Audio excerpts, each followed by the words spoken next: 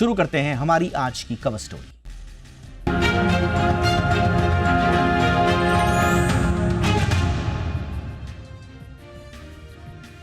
Trump और tariff लगता है एक ही सिक्के के दो पहलू हो गए हैं। ट्रंप टैरिफ का एक बार फिर से निशाना बना है चीन। अमेरिका ने चीन पर 100% का अतिरिक्त टैरिफ थोप दिया है, यानी 1 नवंबर से चीन पर कुल 30 पहले था, 100 अब 130% का टैरिफ लगेगा। हालांकि ट्रंप ये भी कह रहे हैं, यही बड़ी अजीब सी बात है उनकी, एक तरफ टैरिफ लगा रहे हैं और दूसरी तरफ क्या कह रहे हैं कि उनका इरादा चीन को नुकसान पहुंचाने का कतई नहीं है। तो आखिर ट्रंप टैरिफ की ये उलझी हुई गुत्थी कब सुलझेगी और इस पूरी उलझन में दुनिया को कहां कहां कौन कौन से नुकसान हो रहे हैं? कहीं नुकसान भी हो रहे हैं, क्या पता कहीं अवसर भी बन रहे हों। और क्या चीन पर ट्रंप के टैरिफ एक्शन से भारत की ट्रेड डील पर भी कोई असर पड़ेगा? विस्तार से आज हम करेंगे एक्सपर्ट से चर्चा। सबसे पहले देखिए ये रिपोर्ट।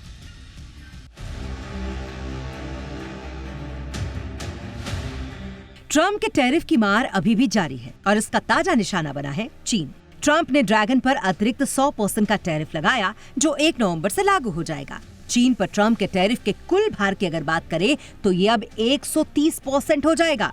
लेकिन ट्रंप के इस कदम पर ड्रैगन ने भी तगड़ा पलटवार किया। चीन की कॉमर्स मिनिस्ट्री ने सख्त तेवर दिखाते हुए कहा है कि चीन लड़ना नहीं चाहता, लेकिन लड़ने से डरता भी नहीं, और अगर जरूरी हुआ तो वो जवाब देने से पीछे नहीं हटेगा। एक तरफ चीन की धमकी तो दूसरी तरफ ट्रंप का रवैया पड़ा नरम। आखिर क्यों, ये तो समझेंगे ही, लेकिन पहले जानते हैं कि ट्रंप ने अपने social media platform truth social पर क्या कुछ लिखा। दरअसल ट्रंप ने साफ किया कि वो चीन की मदद करना चाहते हैं और उसे नुकसान नहीं पहुंचाना चाहते। आखिरकार अमेरिका ने चीन पर अचानक क्यों 100% के अतिरिक्त टैरिफ का बम फोड़ा है? तो चलिए ये भी समझते हैं। आपको बता दें कि 9 अक्टूबर को चीन ने अपने रेयर अर्थ मटेरियल्स के निर्यात पर नियम और सख्त कर दिए, जिसके तहत किसी भी ऐसे उत्पाद के निर्यात के लिए सरकारी मंजूरी लेनी होगी जिसमें 0.1% से ज्यादा चीनी रेयर अर्थ हो। ये छोटी सी मात्रा भी लगभग हर एडवांस्ड सेमीकंडक्टर सप्लाई चेन को प्रभावित करती है। और चीन का ये रेयर अर्थ मटेरियल दुनिया की तकनीकी अर्थव्यवस्थाओं की रीढ़ माने जाते हैं, जिनका इस्तेमाल smartphone, electric vehicles, missile guided system, radar, solar panel और चिप निर्माण तक में होता है। अमेरिका और चीन के टकराव का असर पूरी दुनिया के सप्लाई चेन पर पड़ेगा। चीन का दुनिया के 70% रेयर अर्थ सप्लाई और 90% प्रोसेसिंग पर नियंत्रण है। ऐसे में अमेरिका या यूरोप के किसी भी देश के लिए इन खनिजों के बिना तकनीकी उत्पादन जारी रखना लगभग असंभव है।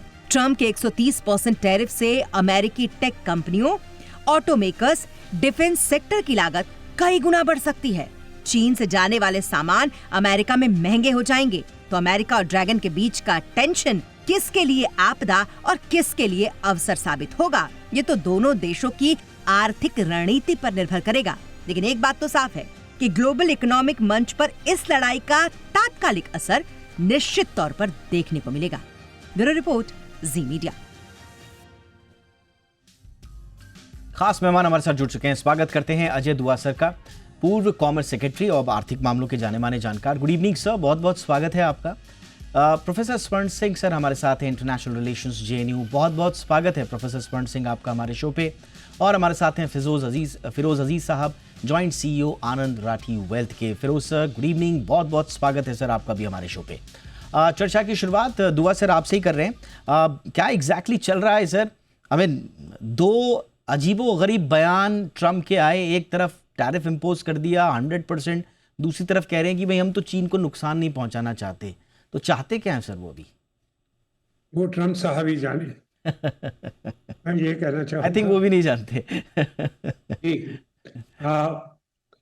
ये चीन ने पक्का जो रेयर अर्थ का एक टाइम पे, अगर आपको याद हो, अमेरिका के साथ थोड़ा बहुत समझौता कर लिया था।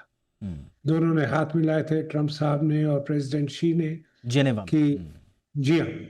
पर उसके बाद अपेक्षा थी कि चीन रेयर अर्थ का एक्सपोर्ट अलाउ करेगा, निर्यात होता रहेगा।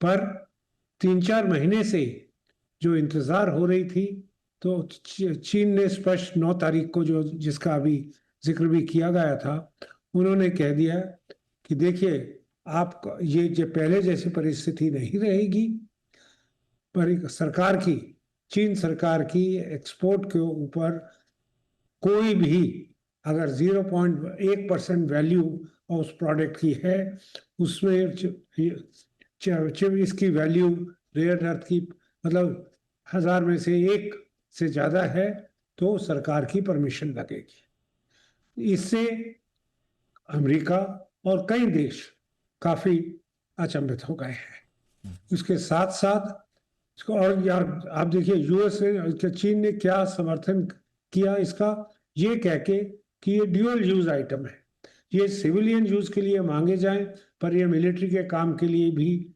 सुरक्षा के जो वेपन्स वगैरह बनते हैं उसमें भी इस्तेमाल हो सकते हैं। तो इसलिए हम अपने उससे हमारी सिक्योरिटी थ्रेटन हो जाएगी चीन की, इसलिए हम ये कर रहे हैं। तो ये करने के अलावा कि चीन ने ये भी ये भी कह दिया कि हम अमेरिका की जो एडवांस्ड चिप मैन्युफैक्चरर कंपनी है क्वालकॉम, हम उसको अपने एंटी ट्रस्ट एक्ट के नीचे उसके विरुद्ध एक्शन लेने वाले हैं। ये सब कहने के बाद जब अमेरिका ने 100% का जवाब दिया, 100% ड्यूटी एक्स्ट्रा लगाने का मतलब चीन के प्रोडक्ट्स पे 130 हो जाए, तो चीन का अधिकार ऑफिशियल लेवल पे, कोई मंत्री लेवल वगैरह नहीं, उसमें जवाब दिया गया है कि अगर ट्रम्प साहब इतना ऐसा एक्शन लेंगे तो हम भी लड़ने को तैयार हैं। और ये लड़ाई का उन्होंने अमेरिका को समझाया है। उसके बैकग्राउंड ये है कि देखिए अगर आपने हमसे व्यापार करना है हम बिल्कुल तैयार हैं, पर अमेरिका के साथ वो अपनी स्ट्रेंथ का जो इस्तेमाल कर रही है, वो लीवरेज कर रही है, वो है जो अमेरिका से उनको बहुत चाहिए, एक सेमीकंडक्टर या चिप मेकिंग की इक्विपमेंट चाहिए। सेकंड, उनको एडवांस्ड नैनो वाले उनसे चिप्स चाहिए।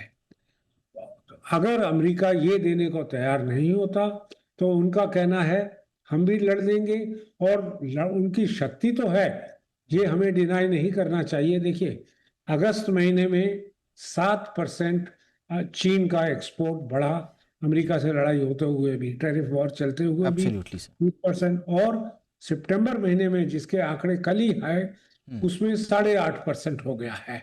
तो 328 बिलियन डॉलर चीन एक्सपोर्ट कर पाया है एक महीने के अंदर, जो हम भारत वैसे ही कंपैरिजन की तुलना में जो भारत करता है 10 महीने या 11 महीने में। एब्सोल्युटली। अब उसका सीधा सीधा मतलब तो देखिए चाइना के लिए तो सिंपल सी बात ये है कि चाइना अब जो भी माल एक्सपोर्ट करेगा अब 130% कॉस्टलियर हो जाएंगे, सिंपल सी बात है। तो ये चाइना के लिए बड़ा झटका है। लेकिन जो सर बता रहे हैं कि चाइना ऐसा क्यों कर रहा है, उसके कौन से हित अमेरिका ने प्रभावित किए, ऐसा लग रहा है प्रोफेसर स्वर्ण सिंह कि बात मेज पर आकर सुलझाने वाली स्थिति में है ही नहीं। दरअसल दोनों जो हैं, क्या वो इस बात का रिस्क ले सकते हैं? दोनों के दोनों की इकोनॉमीज बड़ी इंटरडिपेंडेंट है एक दूसरे पर। ऐसे में दोनों क्या रिसेशन का रिस्क ले सकते हैं सर? क्योंकि दोनों सुलझा नहीं मुद्दा तो दोनों रिसेशन में जाएंगे। देखिए ये जो तनाव है या टकराव है, इसके पीछे तो अंतर्राष्ट्रीय ढांचे में शक्ति के वितरण का मुद्दा है कि कौन कितनी शक्तिशाली उभरती हुई आर्थिक व्यवस्था बनता जा रहा है या तकनीक का स्रोत बनता जा रहा है। ये सब सिम्टम्स हैं कि वो नाराज होकर किस तरह से अपना जो नाराजगी है उसको प्रदर्शित करते हैं। उसमें चाहे वो टैरिफ्स की बात हो, सैंक्शंस की बात हो, एक्सपोर्ट कंट्रोल्स की बात हो, कंपनीज एंटिटीज लोगों को ब्लैकलिस्ट करने की बात हो, दोनों तरफ से टकराव एक तरह से धीमे धीमे परोक्ष रूप से अभी तक पर बढ़ता नजर आता है। और उसमें फर्क यह है कि राष्ट्रपति ट्रंप जो है वो टैरिफ को बढ़ाकर चीन को एक तरह से कमजोर करना चाहते हैं, और वो अक्सर कहते हैं एक बार 145% कर दिए थे, अब 130% तक जाने की बात हो रही है। चीन उसके मुकाबले में टैरिफ पर जोर ना देकर अपनी रणनीति में, जिसको कभी कभी हम नॉन टैरिफ बैरियर्स भी कहते हैं, तो व्यापार के प्रबंधन में वो तालमेल में बदलाव लाना चाहता है। तो अपने जो चीनी निर्यातक हैं जिनको हम सामरिक खनिज कह सकते हैं, strategic material, rare earth materials है, सेमी कंडक्टर्स है, वगैरह वगैरह, जी। उनके निर्यात के प्रबंधन में बदलाव ला रहा है। और अमेरिका या विदेश में जो इंपोर्ट करना चाहते हैं उनकी क्या क्या रिक्वायरमेंट्स हैं उस पर भी बदलाव लाना चाहता है। तो एक तरह से टकराव में वो जवाब तो देना चाहता है, पर वो ठीक वही काम करके जवाब नहीं दे रहा, थोड़ा सा उसकी रणनीति अलग तरीके से जवाब देने की है। जी। और जाहिर है कि जो चीन के लिए अमेरिका सबसे बड़ा डेस्टिनेशन है उनके निर्यात का, तो यदि 130% की इस तरह से टैरिफ बढ़ने की शंकाएं बनती हैं तो उनके व्यापार को जाहिर है झटका लगेगा। पर आज आप देखें, क्योंकि बहुत से, जैसे कहा भी गया, जो रेयर अर्थ मटेरियल्स में उनकी मोनोपोली है चीन की, तो अमेरिका को भी निर्भर होना पड़ता है। और खासकर मुझे लगता है ये टकराव का समय बहुत गलत है।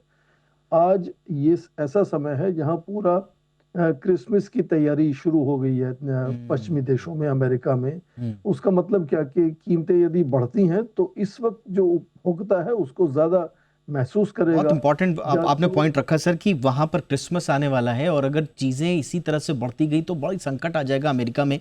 क्या ये इस वक्त मार्केट पॉइंट ऑफ व्यू से फिरोज साहब, क्या ये इस वक्त मार्केट सब्स्टिट्यूशन लिवरेज की स्थिति है भारत के लिए? क्योंकि यूएस को तो हर हाल में चाइना का ऑल्टरनेटिव चाहिए, क्विक फिक्स चाहिए। अब ये लॉन्ग टर्म नहीं रहा, क्विक फिक्स चाहिए। दीपावली है, सॉरी क्रिसमस है वहाँ पर, और वैसे ही वहाँ पर त्राई त्राई है, जो चीज़ों की डिमांड रोज़मर्रा की बढ़ी है। तो क्या भारत टैरिफ कट्स, $86 बिलियन के एक्सपोर्ट्स पर टैरिफ कट बीटीए टॉक्स के दौरान, क्योंकि हमारी टीम भी वहाँ जाने वाली है, क्या ये बेस्ट टाइम होगा सर? तो और इसको हम थोड़ा सा पॉजिटिव देखें भारत के लिहाज से, या कुछ और तस्वीर बन रही है? दीपक जी देखिए, भारत के लिहाज से पॉजिटिव है ओवरऑल, बट थोड़े सेक्टर्स के लिए ये सब जो टसल है वो पॉजिटिव है, थोड़े के लिए नेगेटिव है। टेक्सटाइल और इलेक्ट्रॉनिक्स के लिए बहुत पॉजिटिव है। क्रिटिकल मिनरल्स के लिए इंडिया की डेवलपमेंट, वो इंडस्ट्री की बहुत महत्वपूर्ण है। ये जो झटका मिला है रेयर अर्थ मटेरियल्स का, डिफेंस सेक्टर में भी बड़ी प्रॉब्लम होगी, रिन्यूएबल एनर्जी में भी उसकी इन्वॉल्वमेंट है, उसकी रिक्वायरमेंट है। तो इसके लिए एक ये साबित हो गया कि भाई इंडिया में क्रिटिकल मिनरल्स को डेवलप करना ज्यादा जरूरी है। 7.2 million tons of rare earth oxides हमारे पास हैं, बट उसकी माइनिंग की कैपेबिलिटी है, बट उसकी रिफाइनिंग कैपेबिलिटी हमारे पास नहीं है। 7,200 करोड़ का गवर्नमेंट ने सब्सिडीज भी अनाउंस की हैं। तो इस एरिया में डेवलपमेंट की जरूरत पड़ेगी। 2-3 महीने की स्टॉक पाइल करेंगे, बाकी इस इंडस्ट्री को डेवलप करेंगे। Coming back to your question, ये इंडिया के लिए पॉजिटिव है? The answer is yes. Positive इसीलिए है क्योंकि इंडिया की जो डिपेंडेंसी है यूएस एक्सपोर्ट्स पे कम है। आज भी अगर मैं आज एक एक्सपोर्टर साहब हैं जो हमारे क्लाइंट हैं, वो बहुत बड़े एक्सपोर्टर हैं, वो कहते हैं हमें ही घबराहट हो रही है कि यार हम डोमेस्टिक में क्यों ना बेच लें, यूएस वालों को बेचूंगा। आज वो कह रहे हैं कि वो ड्यूटी आज ऑब्जॉर्व करेंगे, फिर मैं कॉन्ट्रैक्ट कर लूं, फिर वो मुकर जाएं ड्यूटी नहीं दिखा के, तो मेरे लिए कठिन होगा। सो आई थिंक इंडिया वाले भी घबरा रहे हैं यूएस के साथ डील करने के लिए। इतना आसान नहीं है कि चाइना की एक क्विक फिक्स हो जाए। Indian exporters are also worried because of the uncertainty, क्योंकि काफी बार ऐसा होता है। बट 2-3 जो सेक्टर आपने बताए, फियो का जो एस्टीमेट है, अगर ये 130% रहा चाइनीज गुड्स पर, तो इंडियन जो टेक्सटाइल्स हैं, टॉयज हैं, इलेक्ट्रॉनिक्स हैं, इनमें $5 से $10 बिलियन का यूएस मार्केट शेयर बढ़ सकता है। ये इनके लिए, ये फियो का अनुमान है, जो हमारी सबसे बड़ी एक्सपोर्ट बॉडी है। Yes sir, please continue. बिल्कुल बिल्कुल सर। देखो लास्ट ईयर का एक्सपोर्ट जो था हमारा 30.38 बिलियन का था, 9% का इजाफा आया था। क्या इन सेक्टर्स में इजाफा देखने को मिल सकता है? आप देखें 2000 FY16 से हमारा $16 बिलियन का एक्सपोर्ट था, $16.88 बिलियन का एक्सपोर्ट था इंडिया में। फार्मास्यूटिकल और ड्रग्स का मैं बता रहा हूँ, ये सिर्फ 30 तक गया है, 30 बिलियन डॉलर तक गया है। This is what the pharmaceutical and drug industry is. अब ये बाकी जो सेक्टर्स थे वो इतना ग्रो नहीं किए हैं, तो इसकी वजह से जो ग्रोथ आप कह रहे हैं $10 बिलियन तो इसी सेक्टर में आ सकते हैं। ये 3 सेक्टर में, टॉयज, इलेक्ट्रॉनिक्स और टेक्सटाइल्स में। बिल्कुल आई थिंक ये कैटलिस्ट की जरूरत थी। ये तीनों सेक्टर में इतना इजाफा नहीं था, unlike drugs and pharmaceuticals. You are absolutely right. But देखने को ये है कि where does the dust settle, ये सेटल होता नहीं दिख रहा है अभी भी। कभी उधर से टसल होती है, कभी फिर वापस वो रिलैक्स कर देते हैं। लास्ट टाइम उन्होंने कहा था कि चाइना पे बढ़ाएंगे, हम खुश भी हुए थे, हमने अनुमान लगा लिया था कि भाई अब बढ़ेगी हमारी एक्सपोर्ट, फिर उन्होंने रिलैक्स कर दिया 90 डे, फिर वो अपनी टसल कर रहे हैं, फिर ये रेट कर रहे हैं। So I want the dust to settle for anybody to figure out and fathom what will actually transpire. Absolutely. Dua sir, आगे क्या स्थिति लग रही है? ट्रम्प, क्योंकि वहां पर मिड टर्म इलेक्शंस भी हैं, ट्रम्प को हर हाल में अपने मिड टर्म इलेक्शन से पहले कुछ ना कुछ ट्रॉफी के रूप में दुनिया को दिखाना है। अब पहली ट्रॉफी तो जी वो तो उनकी छिन गई, नोबेल पुरस्कार वो तो गया हाथ से। अब ये है कि थोड़ा सा वॉर उन्होंने एक आध दो सेटल करने की कोशिश की है, या वो बहती गंगा में हाथ धुल रहे थे, ये भी अभी स्थिति क्लियर नहीं है। बट सबसे इंपॉर्टेंट यही होगा कि ट्रेड पर दुनिया के लोगों को, दुनिया के देशों को मेज पर लाया जाए, ये निकेन प्रकारेण। लेकिन क्या वो स्थिति में होंगे सर, या उनके लिए मिड टर्म इलेक्शंस पर खतरा देख रहे हैं आप? दीपक जी, मेरा कहना है कि ट्रम्प साहब ने जो पहले किया कि 100% से 130%, और साथ कहा कि बहुत एग्रेसिव स्टैंड लिया गया है अमेरिका ने, चाइना ने, वो सब ठीक है। पर उसके बाद 12-14 घंटे के बाद ही ट्रम्प साहब ने जो अपना दूसरा स्टैंड ले लिया है कि सही मैं चीन को नुकसान नहीं पहुंचाना चाहता, चीन हमारा बहुत अच्छा दोस्त है और मैं जरूर चीन से बात करना चाहूंगा। एक दिन पहले कहा कि मुझे नहीं लगता कि ये सोल में जो मीटिंग होने वाली थी अगले महीने कि वहां मैं अपनी वो मीटिंग कैंसिल कर दूंगा प्रेसिडेंट शी के साथ, बट अब वो उससे मिलने को तैयार हैं और साथ साथ ये भी कह रहे हैं कि ठीक है, वो अपसेट हो गए होंगे प्रेसिडेंट शी साहब, इसलिए उन्होंने शब्द शायद थोड़ा दूसरा और स्ट्रॉन्गर किया था। मैं ये कहना चाहता हूं कि अदर देन सेइंग, उन्होंने जो कहा कि अभी तक तो है 1 नवंबर से यह लागू होगा, अभी तक ये बहुत महत्व का उनका एडजेक्टिव था। इसका मतलब कि वो तैयार भी हैं कि सही जरूरत में पड़ती है तो मैं कम कर दूंगा। और मुझे लगता है कि दोनों देशों में जो इंटरडिपेंडेंस जिसके बारे में बात किया गया, प्रोफेसर साहब ने बात की, वो बिल्कुल ठीक है। ना अमेरिका की इकोनॉमी सरवाइव कर सकती है जो रेट ऑफ ग्रोथ वो कर रहा था बिना चीन के प्रोडक्ट से, और ना चीन बिना अपने एक्सपोर्ट्स के जो अमेरिका को करता है, निर्यात करता है इतने बड़े पैमाने में, उसके बिना उसकी इकोनॉमिक ग्रोथ जो पहले चल रही थी वैसी हो सकती है। तो ये पोस्चर्स हैं दोनों साइड के। मैं और पक्का अमेरिका से चीन कहने वाला है कि आप भी हमें बताएंगे कि किस प्रोडक्ट के लिए आप ये हमारे रेयर अर्थ्स को आप इस्तेमाल करने वाले हैं, डिफेंस के लिए हैं कि नहीं। वो रिस्ट्रिक्शंस होंगी, रिस्ट्रिक्शंस के बावजूद भी मुझे लगता है अमेरिका के साथ उनका सौदा इस मामले में हो जाएगा, कारण सिविलियन यूज भी इन सब रेयर अर्थ्स की बहुत है। जैसे आपने बताया था, रिन्यूएबल एनर्जी, पीसफुल यूजेस इतनी हैं उसके, मिसाइल तो एक ही है, उसके अलावा भी इतनी यूजेस है कि दोनों तरफ से थोड़ा आगे प्रैक्टिकल स्टैंड लिया जाएगा। और भारत का जो हम गिन रहे हैं कि उसको या उसके प्रोडक्ट्स के एक्सपोर्ट्स को फायदा हो जाएगा, वो मुझे लगता है मैं उसको अभी एकेडमिक या थ्योरेटिकल ही समझूंगा। All right sir.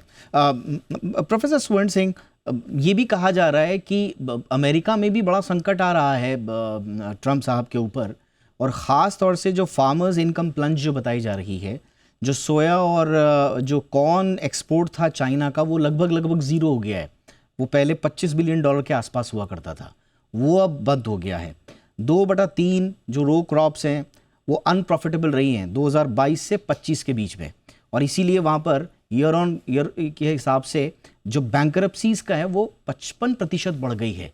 ये जो, क्योंकि वहाँ के जो किसानों की जो स्थिति है वो स्वाभाविक रूप से प्रभावित कर रही है ट्रम्प को, तो क्या ट्रम्प पर भी ये दबाव होगा कि वो जल्द से जल्द मुद्दा सुलझा लें, कम से कम चाइना के साथ, या वो अपनी जिद पर इसी तरह से आगे बढ़े रहेंगे? सर, क्या लग रहा है? मुझे लगता है कि उन तक ये जरूर फीडबैक जाती होगी कि इसके नकारात्मक असर किस तरह से अब दिखने शुरू हो गए हैं, चाहे वो जी। मुझे लगता है कोई नेटवर्क का इशू है। अब फिरोज सर, आपसे थोड़ा सा समझना चाहेंगे, अभी इन्वेस्टमेंट का आउटलुक क्या लग रहा है सर? थोड़ा सा एफपीआई के फ्लोज भी हमने देखा थोड़े से वीकन हुए हैं इंटरनेशनल अनसर्टिनिटीज के कारण। अभी आपको भारत में एफआईआई निवेश किस तरह का लग रहा है, क्या आउटपुट लग रहा है, और कौन कौन सी ऐसे चीजें हैं, बॉटलनेक्स हैं या विंडोज हैं जहां पर अगर सुधार हो तो फिर सूरत थोड़ी बदले? दीपक जी, मेरे हिसाब से एफआईआई की जो इनफ्लोज हैं या एफपीआई की इनफ्लोज हैं, वो अगर मैं 3 भागों में बांटता हूं। एक होते हैं एक्टिव फंड मैनेजर्स जो अपनी डिस्क्रिशन पे इंडिया में स्टॉक्स खरीदते बेचते हैं। दूसरे होते हैं पैसिव वाले। पैसिव वाले इंडिया में खरीदते जा रहे हैं लास्ट 2 साल में। ऑफ कोर्स वो जो एक्टिव वाले बेचते हैं वो कैमोफ्लेज कर देता है जो परचेज आ रही है पैसिव वालों से। अगर आप ब्लूमबर्ग पे जाएं तो रिलायंस जैसी बड़ी कंपनी के 400 शेयर से ज्यादा होल्ड करने वाले पूरे इंस्टीट्यूशन की आपको रिपोर्ट मिल जाती है। तो उसमें अगर आप ये एफआईआई को 3 भागों में बांटते हैं तो बहुत क्लैरिटी आती है कौन खरीद रहा है, कौन बेच रहा है। तो एक्टिव वालों ने बेचा है, पैसिव वालों ने खरीदा है। प्रॉप जैसे वो अपने यूएस की बहुत सारी इंस्टीट्यूट जो है अपनी रिटायरल पैसा इंडिया में डालती है। हार्वर्ड और ये सब जो इंस्टीट्यूट है अपने रिटायरमेंट का पैसा डालती है, उन्होंने जरूर पैसा निकाला है। ट्रम्प साहब ने वहां पे भी थोड़ी फंडिंग कम की है। तो कमिंग बैक, कहां से फ्लो दिख रहा है? मुझे पैसिव से बहुत अच्छा फ्लो दिखता हुआ नजर आ रहा है अगले साल 1.5 साल में। एक्टिव वालों ने बहुत बेचना था, बेच चुके हैं already. So I don't see a large exodus of any further FPI movement. Of course 10, 20, 30 हजार करोड़ बहुत छोटा अमाउंट होता है इतने बड़े अमाउंट में। मैं मास एक्सोडस की बात कर रहा हूं। ऐसा नहीं हो सकता कि एफआईआई ऑलरेडी बेच चुका है। एफआईआई फ्यूचर्स में भी शॉर्ट बैठा है। 91% शॉर्ट था, 92 इनफैक्ट कल शाम की आंकड़ा है। 92% शॉर्ट है और 8% लॉन्ग है। तो एफआईआई फ्यूचर्स में भी बेच के बैठा है। अब रहा डोमेस्टिक वाला। डोमेस्टिक वाले तो बेचारे बेचते हैं तो वो बोलते हैं यार मेरे पास तो इतना पैसा आ रहा है। अब आप देख रहे हैं कि एसआईपी का आंकड़ा जो आया सितंबर का 29,500 करोड़ रुपए का आया है। तो अगर वो म्यूचुअल फंड वाले से बात करता हूँ, बोलता है मैं बेचूंगा तो खरीदूंगा क्या, इतना पैसा और आ रहा है। So I personally think that domestic वाला बेच नहीं सकता। सो ये सब देखने के बाद ये समझ में आता है कि मार्केट में बड़ी गिरावट नहीं पॉसिबल। और कोई भी निवेशक को एक ही प्रश्न पूछना पड़ता है, ये नहीं कि मार्केट कहाँ जाएगी, किसी को पता नहीं, बट मार्केट कहाँ नहीं जाएगी ये आंसर देना थोड़ा सरल होता है। तो मेरे हिसाब से 10 से 15% की गिरावट जब भी ना हो मार्केट में तो वो अच्छी इन्वेस्टर मार्केट मानी जाती है। So I think that's where we are. रहा सवाल मार्केट इस संवत में क्या करेगी, बिकॉज दिवाली का समय है 2082 संवत में। मेरे हिसाब से लास्ट एक संवत में मार्केट नेगेटिव रही है, Nifty especially. It will at least deliver with high chance median return 11-12% Nifty दे सकती है। ब्रॉडर मार्केट 14-15% दे सकती है। ज्यादा आपका ईसीजी चेक नहीं करेगी, इतना दिल डगमगाएगा नहीं। ये मेरा मानना है। 5-7% की गिरावट अगर आप नहीं संभाल सकते तो फिर आप इक्विटी की प्रैक्टिस करके आए इक्विटी में, ना कि ऐसे। बहुत बहुत बहुत क्विकली एक सवाल जो हर कोई पूछ रहा है, क्विकली फिरोज सर, पैसा बनाया किसने इस पूरी अनसर्टेनिटी में, और पैसा बनेगा कहाँ? अमेरिका में बनेगा पैसा, चाइना में बनेगा पैसा, या भारत? क्योंकि कहा जा रहा था कि बीच में एक तटस्थ पोजीशन लिए हुए भारत खड़ा है, और अब कंज्यूमर भी यही है, उभरता हुआ मार्केट भी यही है, इमर्जिंग भी यही है, कंज्यूमर भी यही एक्सपैंड हो रहे हैं। तो यहाँ तो ये थ्योरी क्या सही है? और इस पूरी ग्लोबल अनसर्टेनिटी में पैसा कहाँ बन रहा है? इंटरनेशनल इन्वेस्टर क्या सोच रहा है? देखिए दीपक जी, मेरे हिसाब से बनेगा वहां जहां ग्रोथ हो। आप देख लीजिए जीडीपी ग्रोथ देख लीजिए, हम सरप्राइज कर रहे हैं लोगों को, राइट? हमारी महंगाई का आंकड़ा कम है। तो मैक्रो इकोनॉमिक वेरिएबल्स और ग्रोथ अगर इंडिया में है, तो कॉर्पोरेट अर्निंग्स इंडिया में है, तो जाहिर सी बात है कैपिटल मार्केट के पैसे भी यहां बनेंगे सुरक्षित तरीके से। यूएस में बहुत पैसे बने हैं बट बहुत लेवरेज्ड मार्केट है। वो इतनी लेवरेज्ड मार्केट है, जब वो गिरेगी तो सबको लेके गिरने की भी संभावना है। बट आई पर्सनली थिंक अगले 10 सालों में अगर आप इंडिया की मार्केट में डले हुए हैं तो कम से कम वॉलेटिलिटी में स्टैंडर्ड डिविएशन जिससे मैं मेजर करूंगा न्यूमेरिकली, आपको इंडिया में ही ग्रोथ मिलेगी। इंडिया में अगर आप 14-15% कमा सकते हैं और तो 4 गुना हो जाता है पैसा 10 सालों में। अगर किसी के पास 2 करोड़ रुपया है वो 8 करोड़ हो सकता है। आप हमारा ये मानना है कि अगले 10 साल में इंडिया की रूपी की जो डेप्रिसिएशन पहले 3.5% थी लास्ट दशक में, अगले 10 सालों में 1 से 2% से ज्यादा की डेप्रिसिएशन नहीं होगी। तो इंडिया में 12% की डॉलर रिटर्न मिलने की उम्मीद एफआईआई को भी आज हो चुकी है। और जो भी आपके निवेशक सुन रहे हैं या फिर व्यूअर्स सुन रहे हैं, 15% की रुपी रिटर्न इंडिया में मिलना is a reasonable high probability. और 15 से ज्यादा नहीं बनता है वो लॉन्ग टर्म में। आई think that's what one should be satisfied with. क्या बात है भाई, 14 से 15 का अगले एक दशक में ये रिटर्न हो तो फिर क्या बात है। लोगों के तो पैसे पर पैसे बनना शुरू हो जाएंगे। और बिल्कुल सही कहा, इंटरनेशनल सिनारियो भी यही कहता है। देखिए, धुरियां आप पकड़ने का अगर आप चलेंगे तो इस धुरी में कहीं भी उथल पुथल की जो धुरी पकड़ी हुई है, इंडिया ने नहीं पकड़ी हुई है, वो यूएस ने पकड़ी हुई है और दूसरी चाइना ने पकड़ी हुई है। अभी इंडिया एक ऐसे दौर में है जहां पर सुरक्षित है निवेश और लॉन्ग टर्म के हिसाब से आपको फिरोज जी ने बता दिया। हमारे जी बिजनेस के मैनेजिंग एडिटर अनिल सिंह भी सर भी पूरा एनालिसिस देते रहते हैं, तो उनके भी संकेत आप देखेंगे तो कुछ इसी तरह के निकल कर आएंगे। हमारे साथ प्रोफेसर सुवर्ण सिंह वापस जुड़ चुके हैं। यस सर, तो फाइनली अब हम क्या माने सर? जिस तरह से अनप्रेडिक्टेबल ट्रम्प हैं, बात मान जाएंगे चीन और अमेरिका एक टेबल पर बैठकर चीज़ों को सुलझा लेंगे, या यहाँ से आप उलझनों का नया दौर देख रहे हैं? आई थिंक साफ जाहिर है कि अंतर्राष्ट्रीय स्तर पर अस्थिरता और टकराव के माहौल में यहाँ जिस देश में राजनीतिक स्थिरता और आर्थिक उदय वृद्धि दर अच्छा है, जहाँ निवेशक वहां जाना चाहेंगे। पर ये ऐसा नहीं कि सभी निवेशक एक जगह से हटकर दूसरी जगह जाएंगे। अलग अलग क्षेत्रों में अलग अलग निर्णय लेंगे कि किस जगह उनको निवेश करना है। तो कुछ क्षेत्रों में जाहिर है भारत को निवेश होगा, मिलेगा और फायदा होगा इस पूरी अंतर्राष्ट्रीय अस्थिरता के और टकराव के माहौल में। पर उसके साथ साथ आप देखें, जब चीन और अमेरिका का सीधा टकराव बढ़ता है तो उसका कई तरह से सकारात्मक असर भारत को इस तरह से भी आता है कि एक तो राष्ट्रपति ट्रंप का ध्यान भारत से शायद थोड़ा हट जाता है। दूसरा, उनको लगता है कि यदि चीन से उनकी प्रतिस्पर्धा है, टकराव है, तो भारत को अपने साथ रखना होगा। तो कई तरह से मुझे लगता है उस नजरिए से भी भारत को इस तरह के टकराव में फायदा हो सकता है। और विकल्प की तरह से भी भारत को देखा जा सकता है कि भारत में जो तकनीक और नवाकार को लेकर जो लगातार कोशिशें हो रही हैं, जो स्टार्टअप्स को लेकर, यूनिकॉर्न्स को लेकर कोशिशें हो रही हैं, उससे भी विश्व स्तर की जो बड़ी कंपनियां हैं वो जुड़ने में थोड़ा सा कम झिझकेंगी। तो मुझे लगता है कि परोक्ष रूप से और कई अलग अलग स्तर पर कई क्षेत्रों में भारत को इसका सीधा फायदा होगा। और कम से कम जो टकराव पूरा चल रहा है भारत और अमेरिका का व्यापार को लेकर, वो कम से कम थोड़ा सा ठंडे बस्ते में जाता हुआ नजर आएगा। हालांकि वो चुनौती बनी रहेगी लगातार। तो इसमें यही है कि जो इस तरह से ट्रंप के टैरिफ्स की वजह से लोगों को लगने लगा कि भारत और चीन शायद अपना तालमेल बेहतर करने में जुड़ गए हैं, वो भी एक तरह से सकारात्मक ही प्रभाव आता है एक तरह से। तो विश्व स्तर में ज्यादातर देश अब ये सोच साझा करते हैं। मैं आज सियोल से ही आपसे बात कर रहा हूँ, यहाँ भी यही धारणा है कि ज्यादातर देश जो है वो राष्ट्रपति ट्रंप से तालमेल अच्छा बनाकर रखना चाहते हैं, पर सभी देश विकल्प भी ढूंढ रहे हैं। तो यहाँ भी चीन की तरफ रुझान बदलता हुआ नजर आता है। तो मुझे लगता है कि इस तरह से यदि अंतर्राष्ट्रीय स्तर में अमेरिका और तेजी से प्रतिस्पर्धा में पीछे होता है तो दूसरे देश आगे बढ़ेंगे और उन देशों में भारत एकदम अग्रणी रहेगा। क्योंकि आप देखें, लगातार हमारा वृद्धि दर अच्छा है, युवा पीढ़ी हमारे यहाँ जो हमारी जनता है, जनसंख्या युवा है, तो चाहे वो उत्पादन हो या उसका कंजम्पशन हो, वो लगातार बढ़ेगा हमारे यहाँ।